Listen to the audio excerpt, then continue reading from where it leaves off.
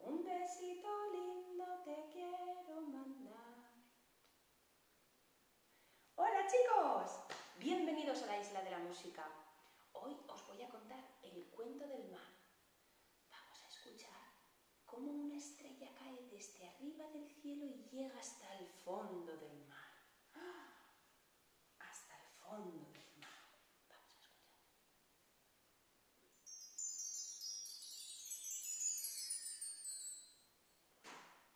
¿La habéis oído? ¿Sí? Escuchad otra vez. A ver cómo baja.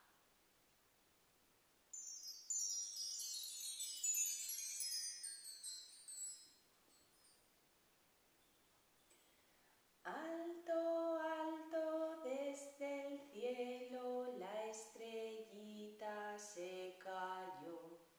Voy subiendo despacito para no caerme yo. ¿Cantáis con la estrella y conmigo? Alto, alto desde el cielo la estrellita se cayó. Voy subiendo despacito para no caerme yo. En el fondo del mar hay un pececito y un cangrejito. Un pececito juega en el mar, con un cangrejo sale a bailar. Un pececito juega en el mar, con un cangrejo sale a bailar. Un pececito juega en el mar, con un cangrejo sale a bailar.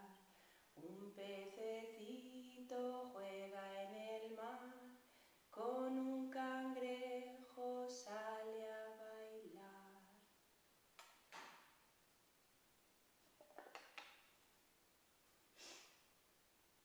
Y en el fondo del mar hay una escuela. ¡Ah! Hay una escuela en el fondo del mar y allí los pececitos bajan a estudiar. El que más escribe es el calamar y el que menos sabe no sabe la A. Hay una escuela en el fondo del mar y allí los pececitos bajan a estudiar. El que más escribe es el calamar y el que menos sabe no sabe la A.